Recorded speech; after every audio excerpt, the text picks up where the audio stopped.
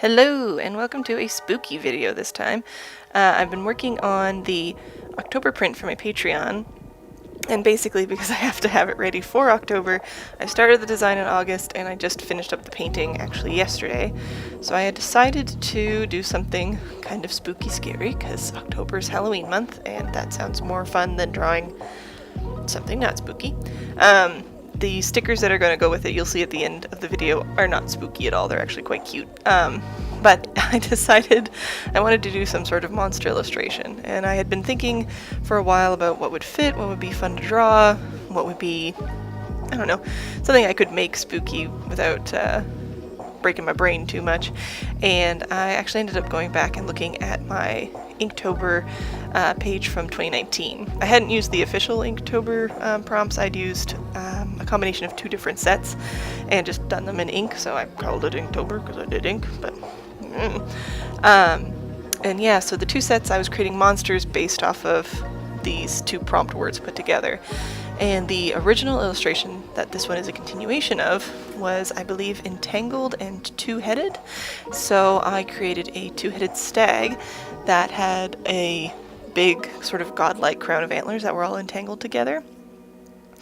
And as you saw at the beginning of the video, I was trying to sketch out how to make this illustration bigger, and I realized pretty quickly that trying to get both the heads in and the huge crown of antlers was hard with the shape, like with a 4x6 shape. If it was a square, I probably could have done that if I did a square canvas, but I'm not able to do prints in that shape, so I was like, alright, it's gotta fit on a 4x6. And what I ended up deciding to do, instead of just recreating the original illustration, I decided to do sort of a continuation of the myth. So in the initial illustration, I think when I had done it, I was just like, yeah, this looks kind of cool. Maybe it's some sort of old god you meet in the forest. But when I was doing the second illustration for it, I decided maybe what it is, it could still be an old god, who knows. But the monster starts out like that with the two heads, and the antlers get more and more entangled, and then as it becomes more trapped by its other head, the heads are unable to move individually, and one of the heads wins out and rips the other head off of the body. And then due to, magic, I guess, they revert back to looking just like a regular stag with a death crown, which is, I believe is the right term, but it's when two stags are fighting and one stag dies, and so you end up with one stag with the head of another stag hanging off of its antlers. Usually it's like right in front of its face because it's the two antlers triangled together front to front, but since these were already one-horned stags in the initial illustration and their one remaining antler was tangled up, I thought, yeah, these two will stay tangled on one side, so it looks like two heads almost attached to the same neck. And I kind of liked the idea as I was going through it of those, like the one head tells the truth, one head tells a lie thing. But in this case, one head, like depending on which head wins, doesn't really matter for you, you're still screwed either way. But one head will tell you a terrible truth about your future, and the other one will tell you a terrible lie about your future. And the head that isn't the main one will try to convince you of whether that is the truth or a lie, so that while you have to decide if it's worth trying to prevent this act or not. And in the act of, like, if it's the liar and you try to prevent the act, it results in a situation where you fail and or die and or ruin your life, whatever. And if it's telling the truth and you don't act on it, then the thing will come to pass and everything will be ruined. Basically, they're just fighting to see who makes you fail in what way. They don't actually, it's pretty much a lose-lose situation unless you're very clever and figure out what the problem is. So yeah, that was my little spooky mythos behind it. It was just sort of a fun idea, and I was working on it on stream for the first part of it, so it was kind of fun to think out loud while I painted and think about, I don't know, some fun, interesting myth for this monster. Yeah, so I decided to kind of do what I do a lot of the times when I draw spooky deer, which is the open eyes, but the plan is I wanted to leave them white and that moon in behind them white, because when I get the prints and I embellish them for my patrons, I'm going to put some glow-in-the-dark paint on the moon and the eyes so that you can put it up on the wall, and then at night the monster will glow. I thought that was pretty clever. And then the ink I use for this, it's all ink. No paint, just I think Winsor & Newton black ink. And then I just watered them down to different strengths and kind of went with it. And then I went back in with a dip pen with a darker black and did that to add a little bit of texture and some other details and darkness to different areas on the illustration. I tried to add rim lighting, but I wasn't really paying attention, so only one head got the rim lighting. So I did this digitally afterwards. I kind of fixed that and added some edge lighting and a few more details as well in the end.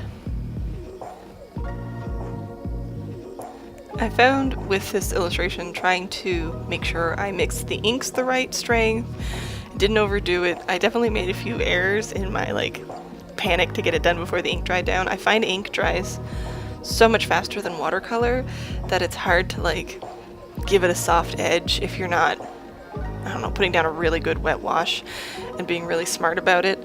And you can see some edges there, like the gradient in behind, where the dark stuff just sort of ends instead of really softly gradienting up into the rest. And at the time I was like, well, frick, that doesn't look very good. But I kind of thought, well, it looks kind of like brush, like the bushes and shrubbery in the background. So we'll leave it, it's fine. It's not about the background anyways, it's about the character in the foreground. It'll be okay. And then I kind of went over some of these areas too that were in the background. Instead of trying to do another wash with a darker, a more pigmented ink wash, I decided to go in with texture instead. So I used my dip pen to kind of do this hatching, cross-hatching, messy, scratchy texture to kind of give it some depth without having to worry about layering up the washes over the background, or I don't know, or having it look too stagnant. I wanted there to be a little more texture to it than just the gradients.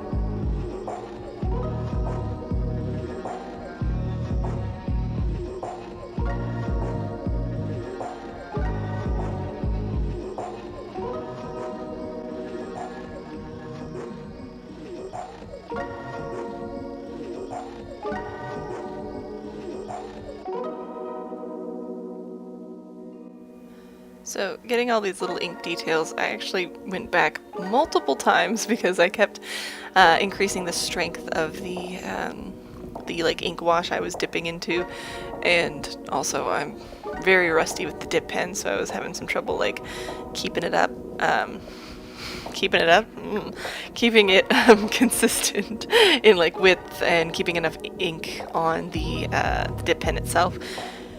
Mainly because I just had everything watered down, so it wasn't dipping into a nice thick ink that was gonna flow cleanly. It was more watery, and I had a pipette that I had filled with just straight ink, and I kept adding drops from the ink pipette into my wash and using that to kind of mix up the different tones of ink. And yeah, I think it turned out pretty good. I'm actually really, really happy with this illustration.